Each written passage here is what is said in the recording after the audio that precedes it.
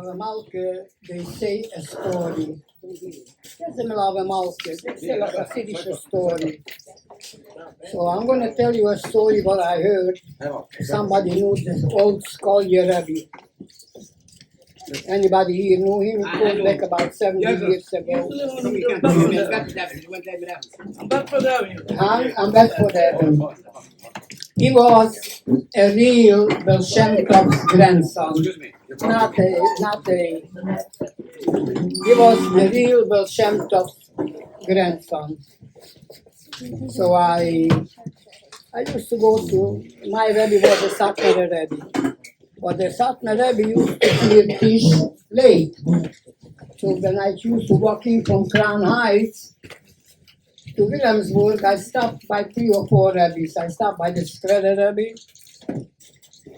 Sometimes I stopped by the Skolje Rebbe because he was my brother's uncle. And then I stopped in Satmar, and once in a while I went into the Stropkeveru.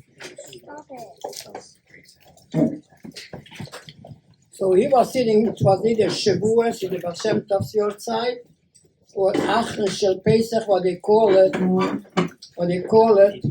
Baal Shem Tov Seder. The Babich makes a big to-do with it.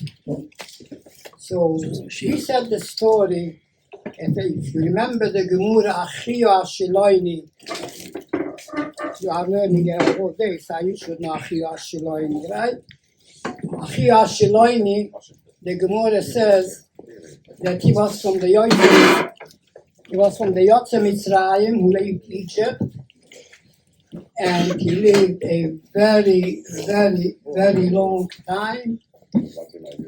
He was the Rebbe from Eliyahu, and he was the one who anointed Yeravim ben Nevat, and the Israeli government, Shlomo, the Beis Hamikdash was, Shlomo HaMelech died, split the government, split Malchus Yisrael and Malchus Yehuda.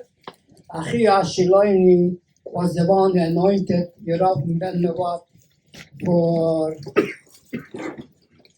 for a king. So you can understand, he must have been 700-800 years old.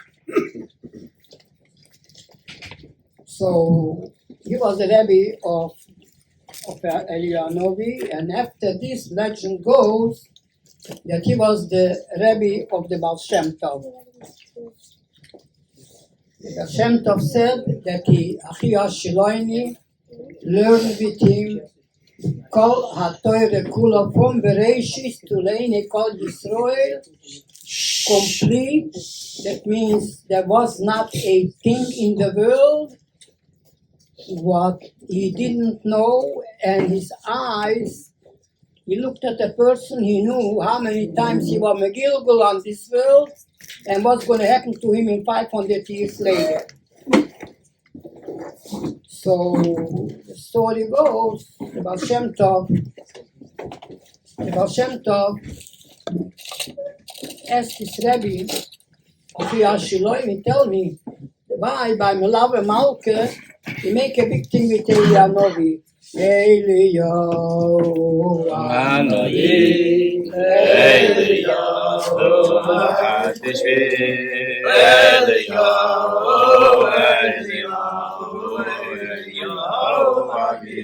So they asked him, how come, Rebbe, that the Melave Malke every talks about Eliyahu Novi? I mean, me and Eliyahu, well, you tell me them, how come nobody tells me, talks about me by Melave Malke? So Achio Ashiloini told him that I promise you, and by Melave Malke, when they're going to talk about you, it is just like they would talk about Eliyahu Novi. So, yes, Hashem, after Melave Malke, I'm going to tell a short Kerestira story by a Melave Malke story. Usually a Melave Malke story comes with money. It says Gula Papernosa. So I'll tell you by the end of about Father Malav Malka, I just want to tell, excuse me, I just want to ask you one, please. I mean, Timera Toiber, just please do me a favor. One thing I can't stand, if somebody smokes in shul or somebody talks and somebody's talking, please do not disturb. You can have in mind whatever you want, but please, I can't. I'm too sensitive. Anyhow, today, 1944, how many years is it? Who knows Cheshbon first? 78 or 79 years ago. Today, on Shabbos Kodesh, not it wasn't today, it was like Thursday night of end, we arrived to Bergen-Belsen. Satmar Rebbe was freed on Thursday on Court Aleph, and we came a day or 2 days later. So what I went through in Bergen-Belsen, we're going to probably discuss it by the morning shir by the Kisa Shulchan Aruch. There's a lot to say about it. I just want to tell you a little story what it happened to Yokel Gross. Yokel Gross stand up a minute, Jakey. Yokel Gross was his age, only half the size of him. It was 2 months after the concentration camp. In camp, I was pronounced dead twice. Literally dead twice. Once I was already on the wagon to go to the crematorium, and my sister saw that I still breathe a little. She slapped me down, and here I am 79 years later. The second time was later. I told you we're going to discuss it by the shir, by the Shulchan Aruch shir. Matter of fact, a year and a half ago, I was very, very ill. The doctors gave me 2% of survival. And Baruch Hashem, I'm here and I can talk to you and tell you. When we came home from concentration camp, was June or July. No, July, because I was in the hospital for a long time. In Theresienstadt, I was liberated in Theresienstadt. I told the people here a long time ago, my father didn't kiss his kids ever. He never kissed his kids. Only when we came home from camp, then that was the first kiss I got from my father. Not only me, my brothers also. So you're going to ask, what is it? Was he crazy? He didn't kiss? So the story goes that the Baal Shem Tov saw in shul how a person kisses his kid. So the Baal Shem Tov goes over to him and asks him, why do you kiss your kid here in shul? So he told them, because I love him. What do you mean, why? I love him. So the Baal Shem Tov told them, to this guy, listen, I love the lowest level of Jew in the world. I love him more than you love your own kind, all kid. So what do you think I'm going to go to every Jew and hug him and kiss him? Doesn't work this way. So my father was a Hasidic Sharid with all the Bishevkes, so he knew how to do it. And the very first kiss what I got from my father, not only me, all my brothers, when we came home from camp, I was gravely, gravely, gravely ill. So my father's whole family was a couple of thousand of siblings. They all were annihilated. My father had 7 brothers. He had one brother who survived. and he lived in Siget. You know what Siget? You heard Siget, right? So my father, how he got in touch, we didn't have no telephone. He wrote him a letter that he would like to send Yokel to him because he is very, very, very weak and very ill, and he must go on a little, as they say, on a vacation. So my uncle told him, very good, let him come. And I supposed to go to Siget a day after Yom Kippur. That was the very first Yom Kippur I fasted after the camp. I mean, that Yom Kippur, I will never forget how hungry I was. I couldn't wait till they're going to finish Nila, you know. It was unreal. I just want to give you one thing, sideline. I just want you to know, guys, I was in camp. There is no pain in the world greater than the pain of hunger. There's no, it is mavir as odom aladas. It makes people, do things crazy. They do things crazy, but it is impossible. It is impossible to imagine. I went this through a lot of times, and that's why I go twice a year. I'm not a schnorrer, but twice a year I collect money for more schitim and for the pische and for the sheshone for food, not for yeshivas, not for moisdes, nothing, only to feed the hungry people, because I know what hunger means. So my father took my older brother, Raful, who was the Rebbe here. He says, Raful, Yokel is going to Siget, and he's still a kid. Go with him and see that he gets there, and then you come back home. But my brother, he should be in Gan Eden, had ants in his pants. There was no trains going in Hungary that time. There was a bus went twice a week to Satmer. So it came out the day after Yom Kippur. I'm going to go to Siget.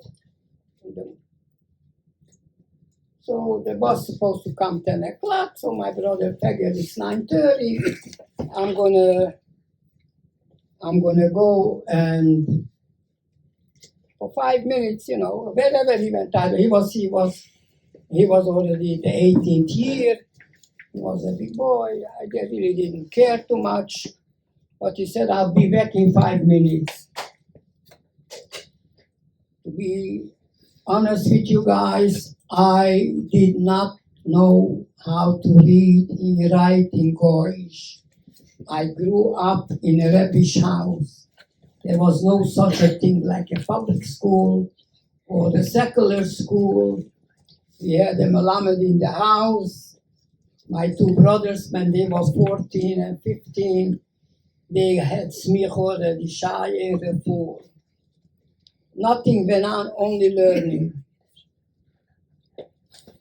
My brother left. I had a little suitcase with me. I didn't have a penny in my pocket because he had the money.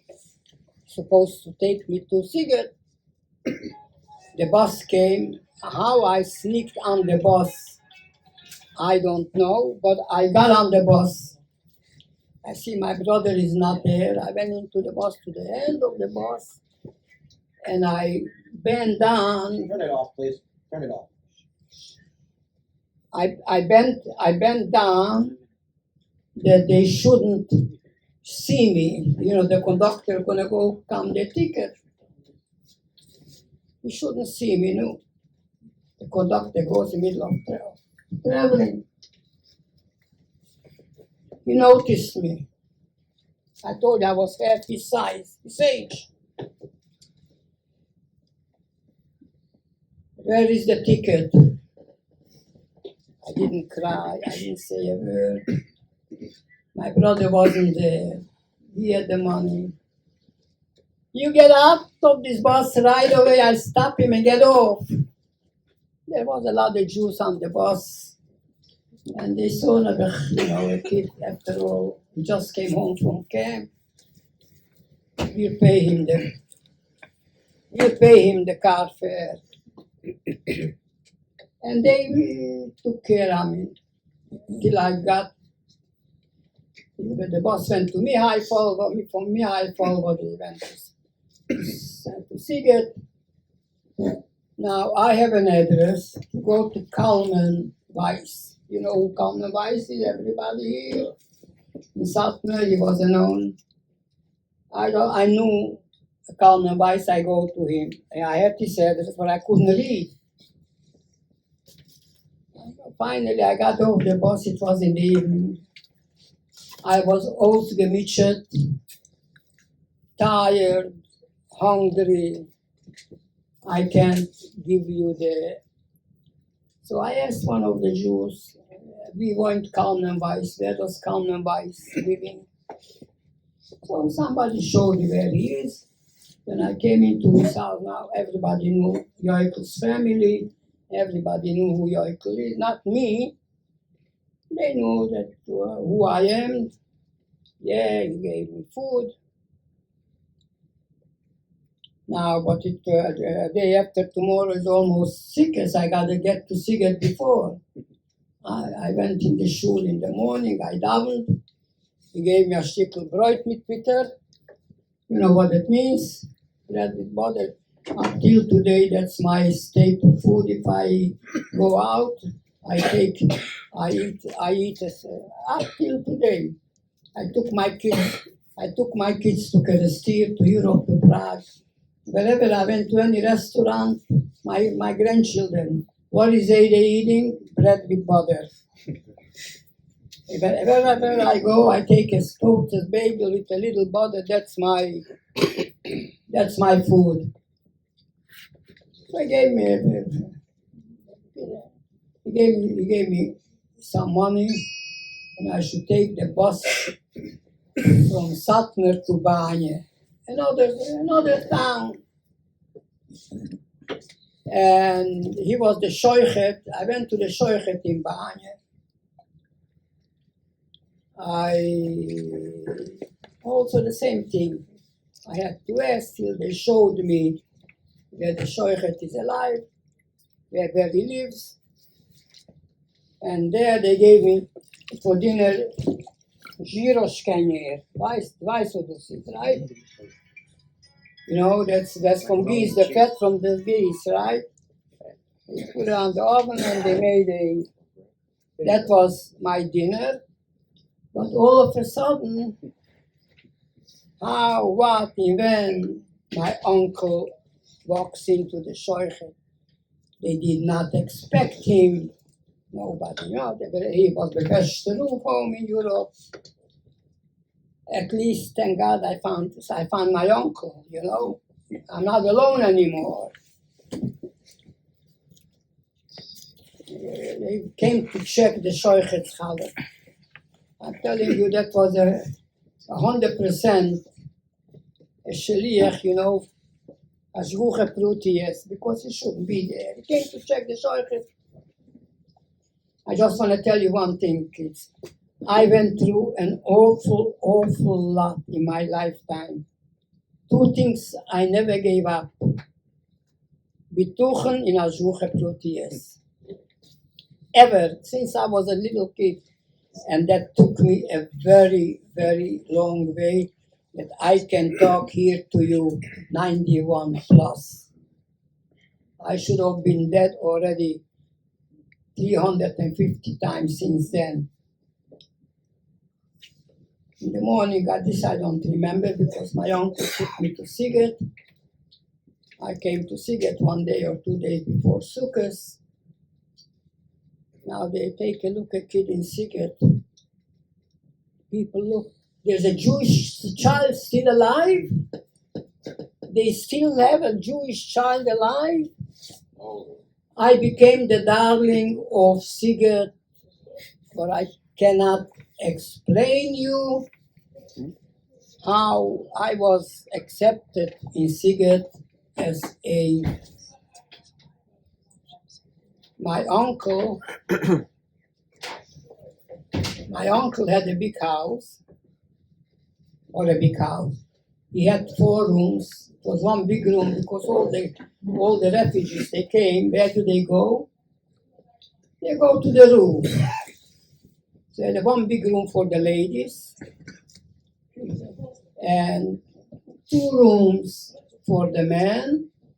And he didn't want to be rude. They wanted to make him Sigurd the Rude those days. He didn't want to be a rude. He went and he made himself a little cowboy store. He sold petroleum with alcohol, with everything what you can find in those little towns. That was his business. Just a side story. Just I want to tell you what a tzaddik. My uncle was. Years later, he came to Israel. They wanted to offer him job, a bonus here, a bonus there. He went and he opened a chicken and a fish store. He married in Sigurd.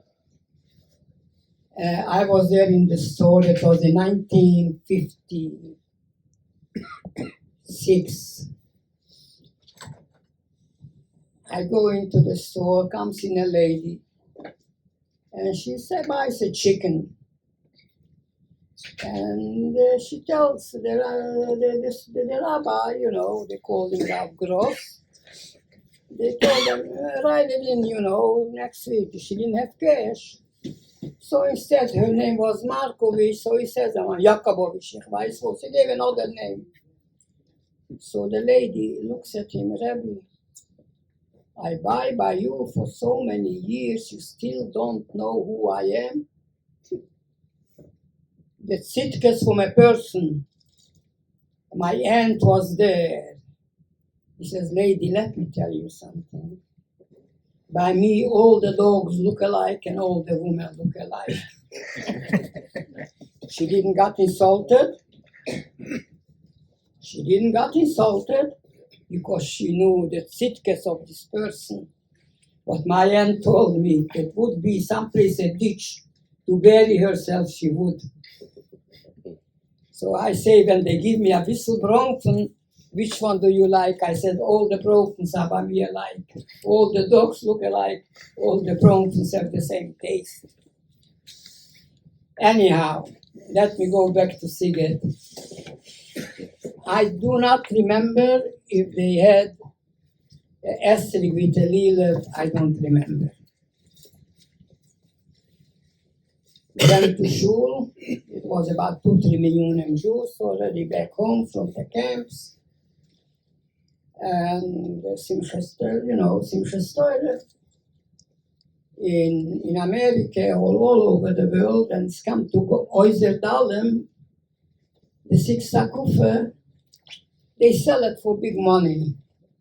In Maramorish, that was the lowest of the lowest who got Oizer Dalem. I was a kid, I didn't understand what goes on. What Mechabed way, Moishen, Mechlen, Herschlen. You give me Oizer Dalem, and they threw the standards through one to another one. What? You degraded me so low. What do you think I'm so low that you give me Oizer Dalem? I'll never forget this sight. You give me Oizer Dalem. Anyhow, but I still was a kid. And a lot of people started to come from the camps. My uncle had only so many beds. So a lot of people, not a lot, most of them slept 2-3 people in a bed. And it was this guy. I slept with him in the bed, unfortunately. Okay, I don't want to go further. it was not a good experience. I had a cousin with a light Frankel, as a matter of fact, a cousin to Rabbi Lau. I told Yidde Leib, I'm not sleeping with anybody in a bed anymore. I don't sleep with anybody in a bed anymore. So he took a Streusack, you know what a Streusack is, a sack with straw, and he filled it up with straw, and that was the mattress, and I slept on the floor, and you got to imagine that the straw sticked out from the Streusack. Hello. Then I woke up full with bruises, with sticks and nicks. I can't tell you. But I'm not gonna sleep with anybody anymore. And you're gonna tell me I am married 66 years, I have a wife. Usually, husband and wife sleep together in a bed.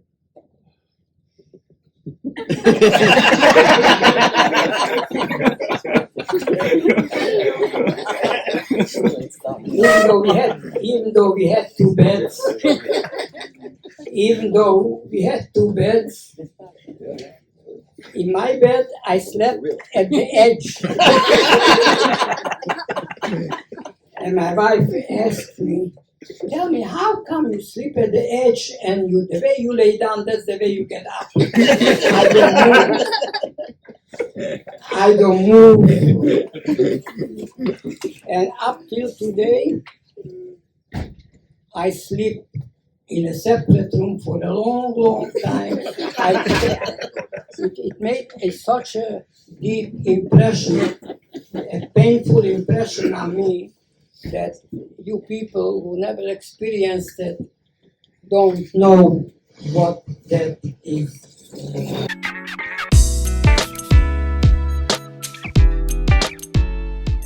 If you agree with me or not is something else. Everyone's got their seats. So I came to see it. I had a cousin there. I told you the life. He was probably a first cousin or with Rabbi Lau from Israel.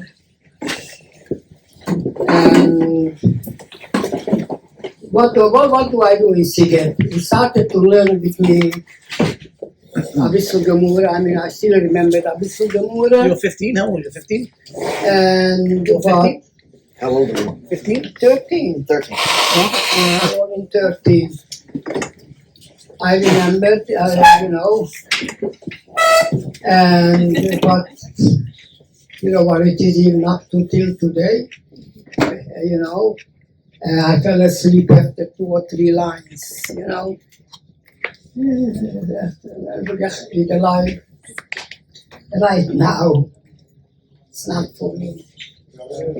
So there were 3 places in Siget where I went to visit practically daily.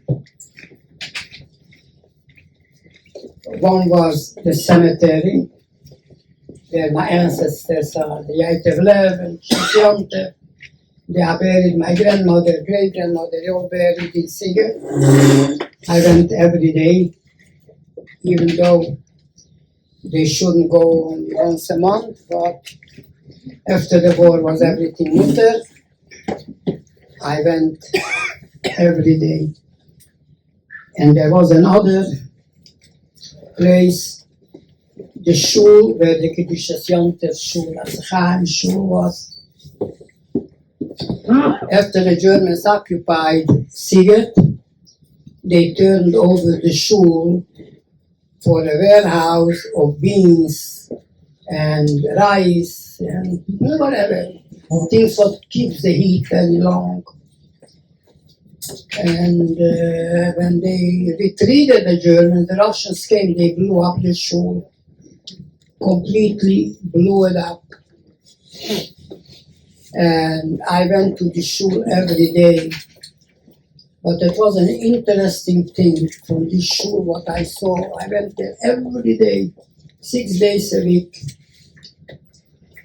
One day a smoke came out where the Urim Kodesh was staying.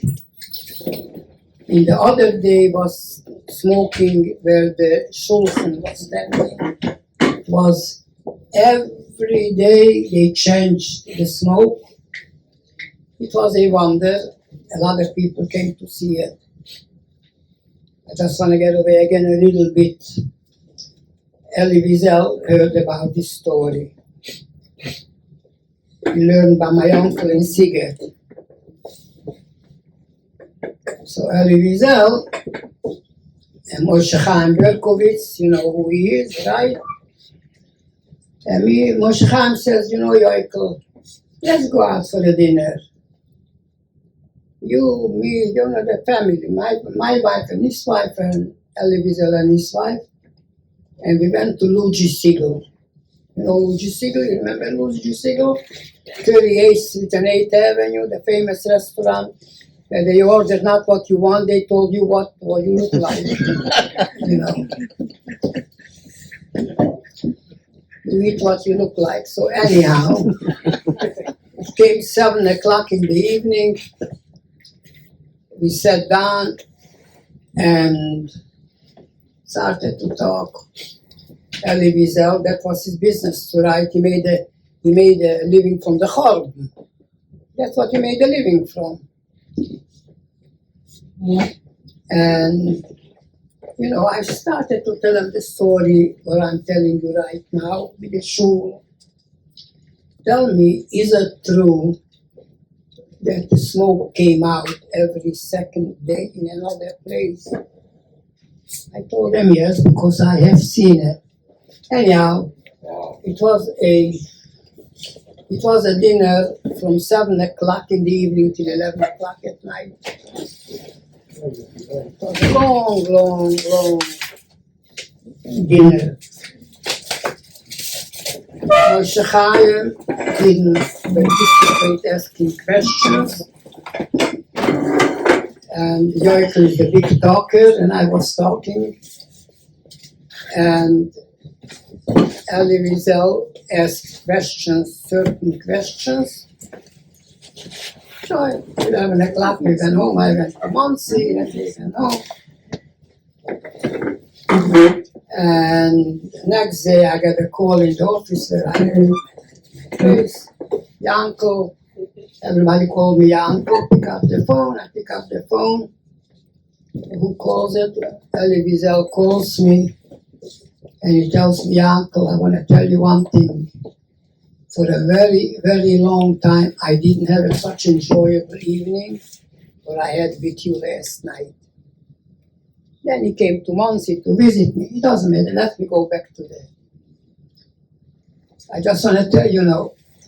Then the third place was the roof in Siget.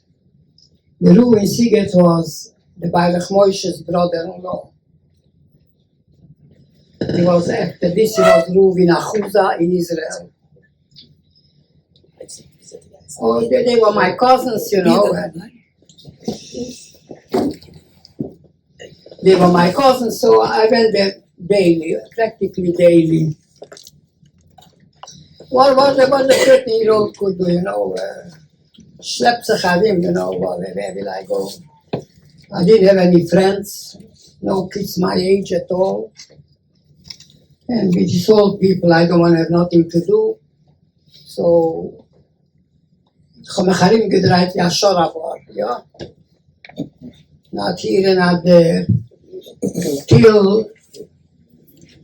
Till my relatives started to come from Romania. They come to there, my cousins, you know, my father's nephews. They came and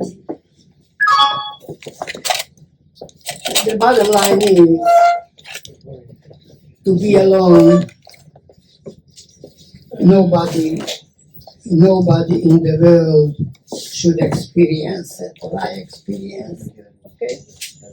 If there would be here a bunch of psychiatrists, they'll probably sit for a couple of days to analyze those things what I went through. I had a cousin, Raful Horowitz, and Sigeteruf came. The Bayrach Moshe came. It's not working. Can you hear? Huh? We can hear you. We can hear you. No, the microphone's not working. The Bayrach Moshe came to Siget, so he became Sigeteruf. I don't really remember. Koderuf was the Chuzeruf, his brother-in-law. And my uncle was a great chosed of his. So we went every day to visit the Sigeteruf. One Thursday night, I went with my uncle, we come home, and we saw a guy laying on the floor. We figured he's a homeless guy, maybe sleeping or what, you know.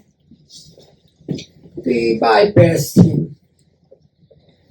We go home. 20 minutes later, a knock in the door by my uncle. What is it? They found a guy on the street, going geschochten. You know what it means? Somebody slaughtered him. That was a guy whom we thought that he's a homeless guy who's sleeping. But the problem was that I told you by my uncle were a lot of girls. There were two sisters, and that whom they found was their father, the girl's father, who just returned from Germany, from the concentration camp, 2 days earlier. And the Russians literally slaughtered him. What happened after this, I don't remember. It's a long time ago. Yeah, that's how I went through a couple of months. I get a call, told me there's no telephone. In Siget, there was no radio, no telephone, nothing. So how did you know the news? It was a poker. You know what a poker is? A drummer. 4 o'clock, every 4 o'clock, the drummer came and stood in the marketplace, and the drummer drummed. He sat there and he read the newspaper. That was the news in 1945. I couldn't wait till the drummer come just to hear him how he pokes. So somebody tells me that my parents,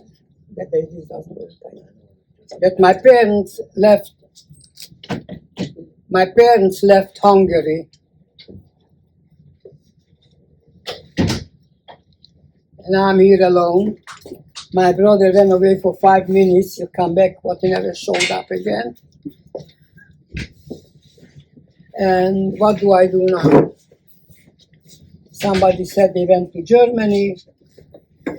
Whatever it is, I didn't know what to do.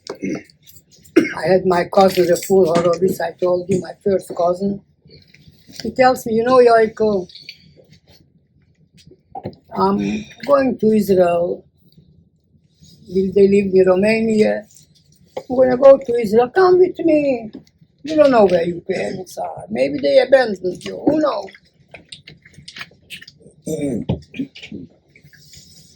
I went and I told them, you know, first in the beginning, I like the idea. We have to make up. Let me tell you something. Grown-up people, I had to make up my mind, a 13-year-old boy. Had to make up my mind, you know, almost life and death. I told him, the fool, you know what? let me ask the pillow. I'll give you an answer tomorrow morning. I had a lot of thought at night, and I told them, the fool, no, I don't go with you. I'm going to find my parents, whatsoever. I'm going to find them. I'm going to find my parents, whatever it shouldn't be. No. I told my uncle, I said, Fetter, I had already came over there, came a lady who was liberated. And my uncle married this lady. It wasn't anymore the same,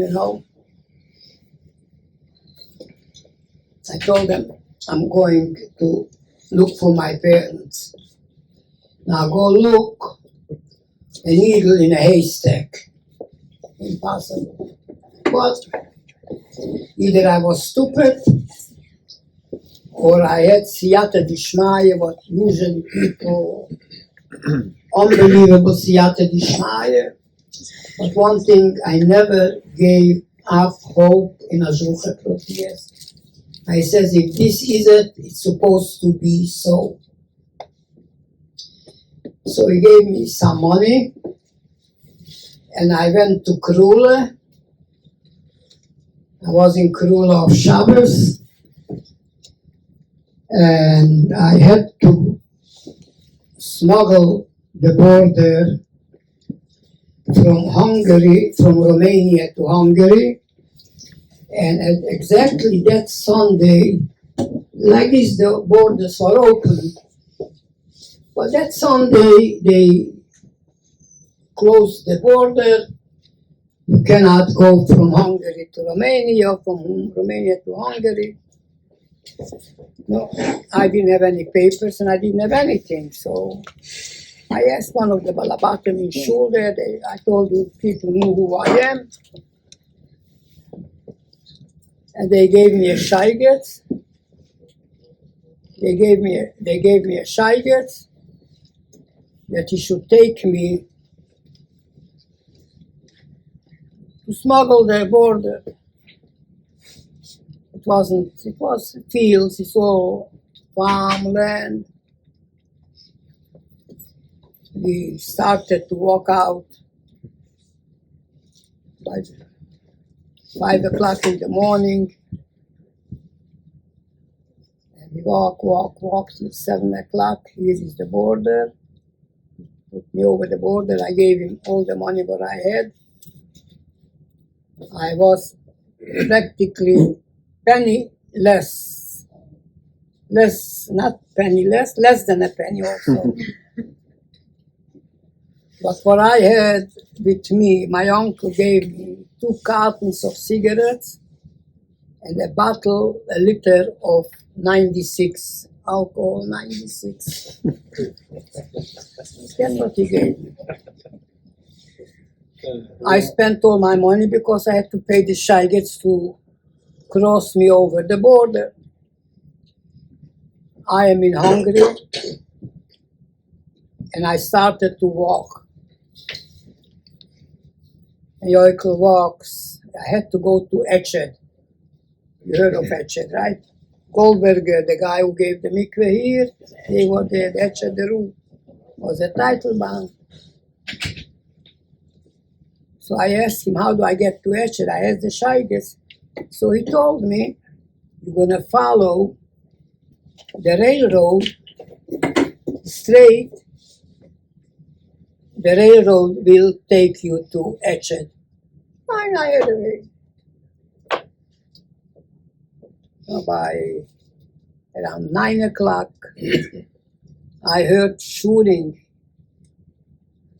But I was in Hungary already, deep in Hungary.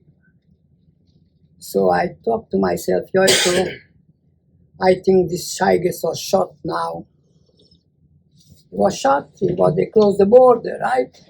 What are you doing? How did you smuggle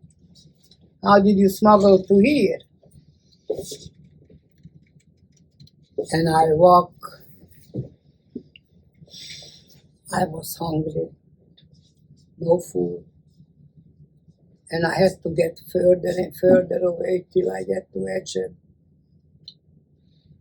Till around 1 o'clock, I said, "Se geht nicht mehr."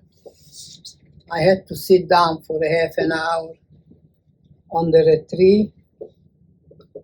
I sat down for a half an hour or what. I got up and I started to walk. I think I walked that day maybe 15 miles or maybe more. So I had a straight way. I knew how to go. I got to follow the railroad track till I get into Etched. In the middle of the walking, the problem, I came to across a big river, and there is no bridge because the Germans blew up the bridge before they retreated.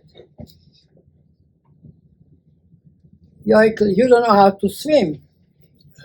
You don't know, how do I go through this? How do you go? How do I cross this? As little as I was,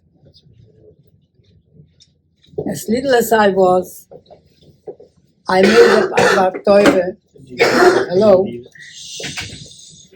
You might be able to use it even up till today.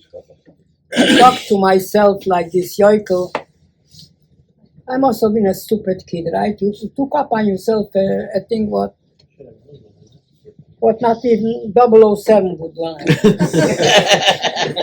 Impossible mission. Mission impossible. I stand by the river, and it was seeking out pieces of cement, pieces of steel from the water. I says, Rebbeinu Shalom, Shoyme Psoim Hashem. You never seen stupidest guy than I am. You never. You know, why did I say this? Somebody's line is sick. They say, Nebuch, he's sick. Nebuch, he doesn't have penus. Nebuch has no shul and bias. The world is Nebuch. One thing is not Nebuch, he's a crazy. They never told you you crazy, Nebuch crazy. You say he's crazy. They never say this word Nebuch.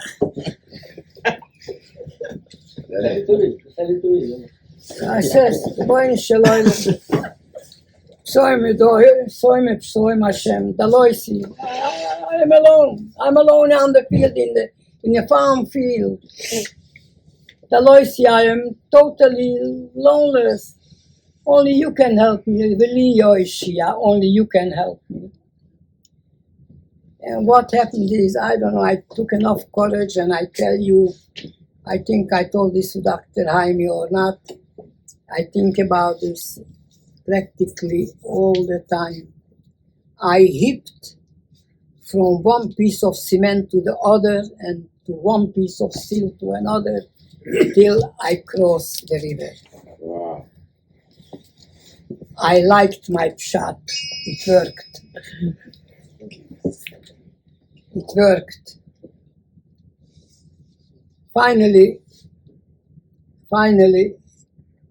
I get to Etched. It's a long story. The middle, I don't want to get more involved. How about time is it? 3:30. It was I come into Etched. The Goldbergers, I told you, the guy who built the mikveh here. Through. Their family. Through. Their family was there. And Etched Ru was my relative. He was a title bound. I came to him. I would say that he was very friendly to me. Not really. He gave me a little gyros kenyér, yeah. That was my food for the day. But I told them, Etched Ru, I gotta go to the Debrecen. But he tells me, Yokel, you cannot go to the Debrecen. There's a train strike in Hungary. And there is no buses. Communication strike all Hungary. How can you go? I asked him, Rebbe, you don't expect I should walk from here till Debrecen. It's a couple of hundred of miles. You don't want I should walk from. So he told me, yeah, there is one Sunday night, 1 o'clock, there is a train, not a train, the cattle cars, what you were used to it already, from going from one camp to another, and they take workers from Eshet to Debrecen, day workers, and to Budapest. If you can get up on the train, you have a chance to get to Debrecen. I told you I was so little, like a little Piepenhooter, right? And I got on the train, it was dark, and I lay down on the corner, like by the bus, and I went to sleep. All of a sudden, the conductor gives me a kick. Hey, how did you get here? Not in a nice language either. English clueless, and a Hungarian cursing is worse than any other in the world. Nobody could curse like a Hungarian.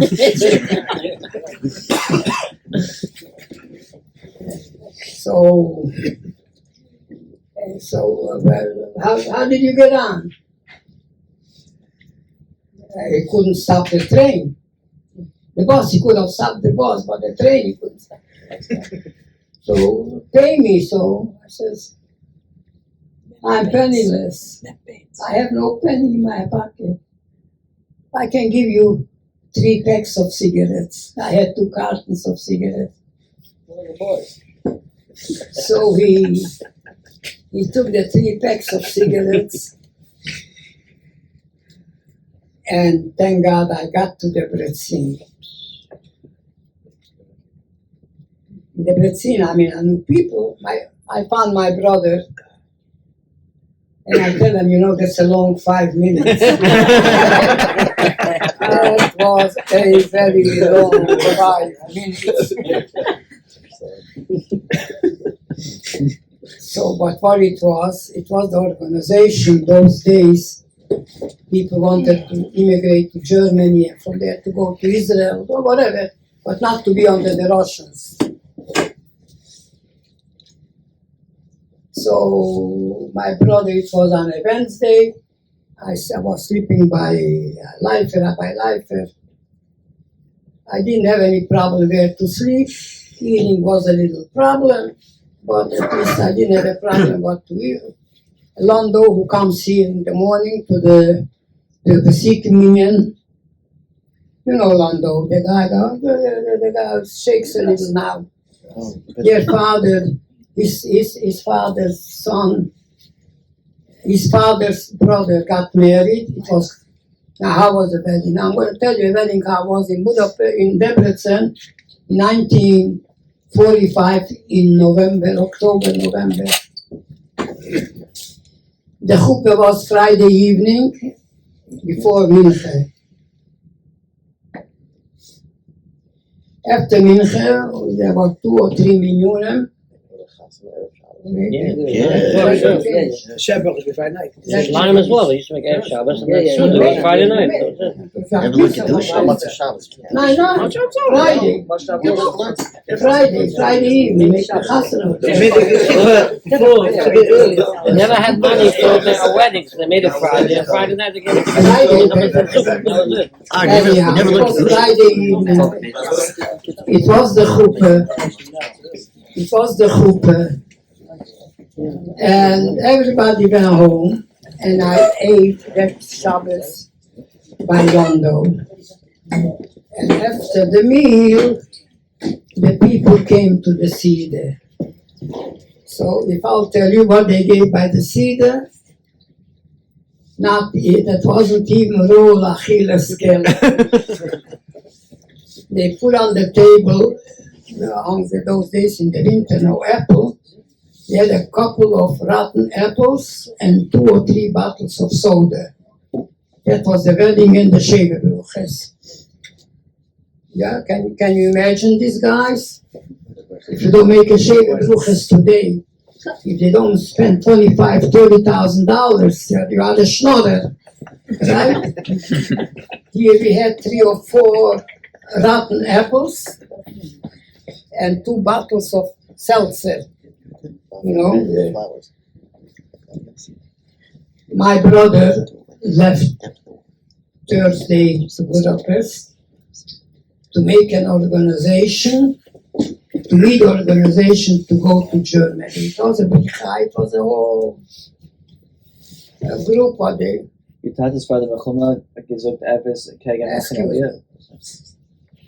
Let me finish, please. I'm an old man, I forget fast. Anyhow, so he went to Budapest to arrange with the Bricha. Now, Yokel supposed to go Sunday to Budapest. There is no bus and no train, so they hitched. I went out of town. A lot of people came, and we started. They wanted to go to Budapest. A lot of people. There was a Russian truck, a big truck. It was covered with a canvas, and we sat on the canvas on the truck, and it was cold. It was cold that I can't imagine to tell you. The truck goes out of town a couple of kilometers. Davai Jenge, give me the money. He wanted to get paid, they take me. Russian soldiers. I said, I'm sorry, I have no money. 3 packs of cigarettes. I tell you, I traveled Europe without a penny in my pocket. Without a penny in my pocket, with 2 cartons of cigarettes and a bottle of alcohol. Okay? So it comes into fish bekladaan. Fish bekladaan, I knew the shoichet, and the Russian truck stops in this little town, and he says, you know, you have to check in the Russian commander, and tomorrow morning 8 o'clock we'll pick you up. I know that it's a bruchel betula, they will never come back. They will never come back, and it was a whole bunch of Jewish people. Where do we go? Yokel Beheme, nu de Scheuchet, Schnitzler, Chul Schnitzler's father or grandfather. He was the Scheuchet thing. I can come, let's go, I'll take you where you have a good meal. Where we slept that night, I don't remember. But we had to hitch again to Budapest. Probably had your own bed back then. Yeah? I didn't sleep with anybody.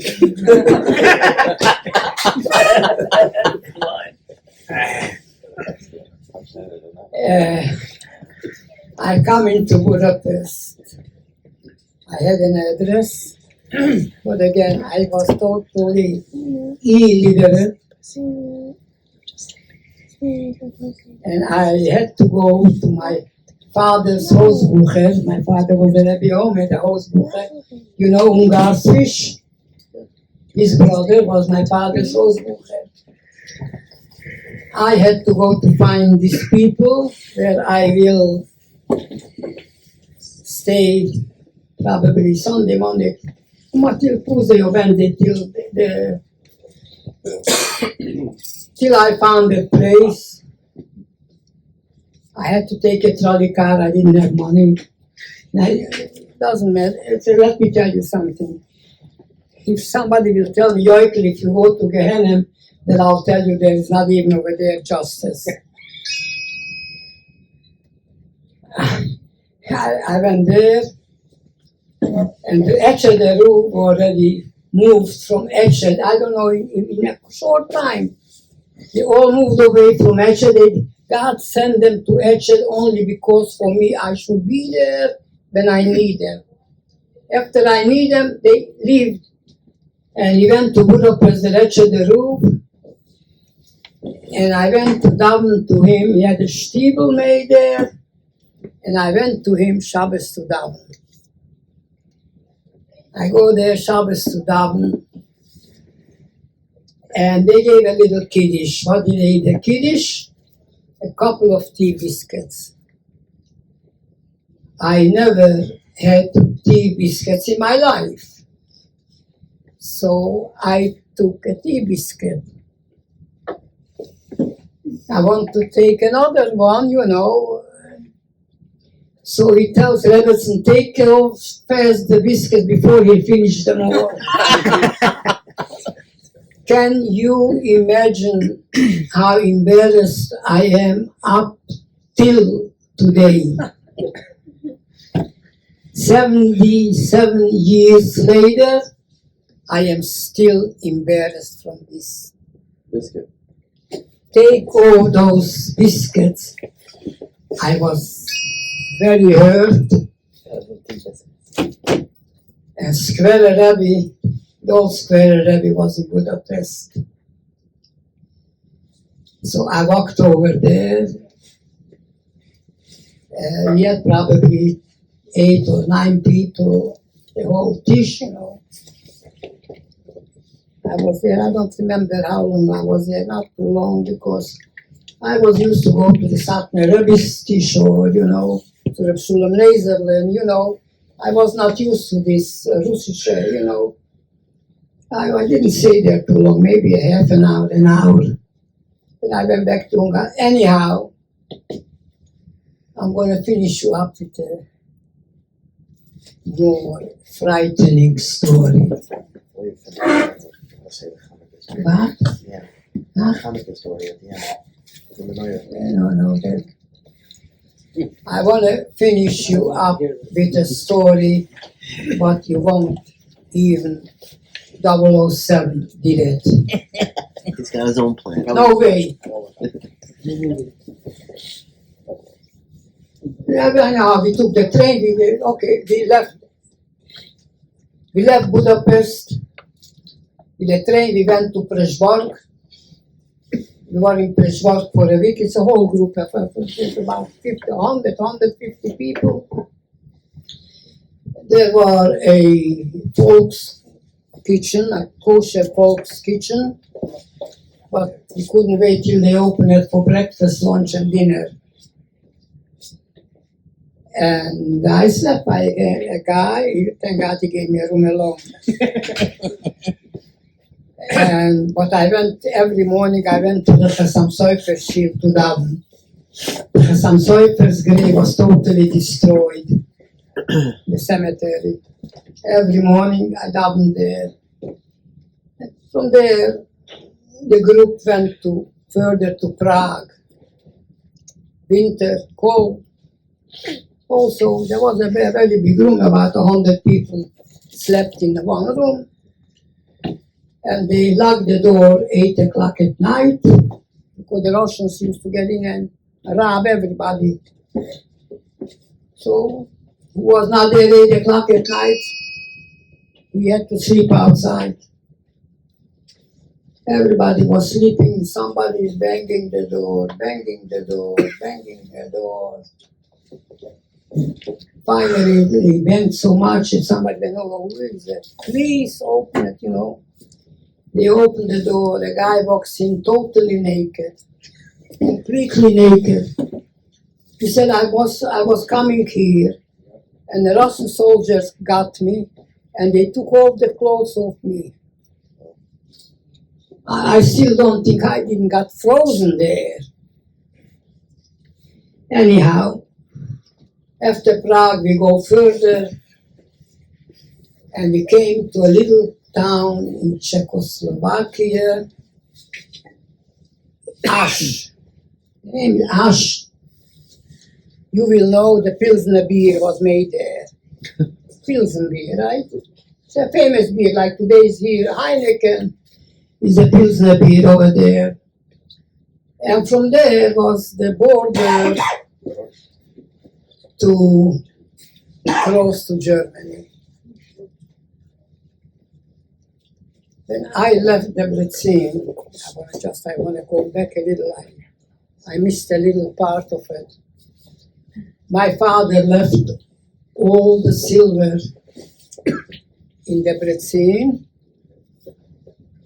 everything what he got from Reb Shael, from Avrumel, from the Yaitev Lev, all the silver things. And when my father left Hungary, my mother asked, "Why don't you take the silver with you?" So my father says, "Don't worry, Yokel will bring it." He said, "Don't worry, Yokel will bring it." My brother prepared all the silver in a type of a knapsack, and I schlepped it around with me all the way, everything. We come to Ash, we want to cross the border to Germany. And they made it up with the Bricha, they got, whatever it was, they caught us. 100 or 150 people, they caught everybody, and they took us in a police station. Everybody. And what they did is, they took 5 people at a time in a separate room, and they literally had to empty whatever they had in their pocket. I had my brother with me, and so 5 people. We started to get lower and lower. My brother said, "Yokel, let's go in and finish. I said, "Fully, if you want to go, you go. I want to be the last one. I want to be the last." And meanwhile, when they caught us, the Bricha had paid a lot of money. They had gold, dollars, money. I probably was at that time at $50,000. I had in my pocket. Because they figured he's a kid, they won't bother him so much. So they gave me, they thought. And by the last 5 people, I snuck in with the 5 and I went out with everything. With the silver, with their money. So Friday night, we ate.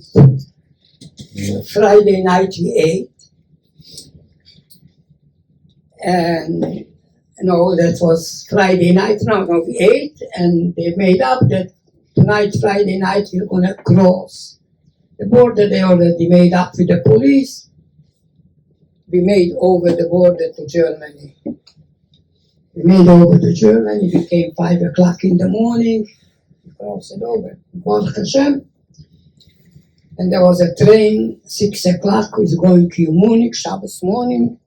Went on the train, and we got to Munich. All of a sudden comes to me a Shiner Yid. "How dare you take the train on Shabbos?"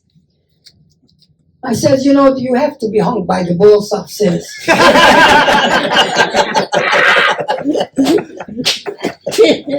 Do you know what Pekiyach Nefesh is? Do you know what Pekiyach Nefesh is? Do you have any idea? It didn't bother me anymore. Okay, we're going to take here. I'm going to finish with this. Maybe next time I'm going to tell you the further the story.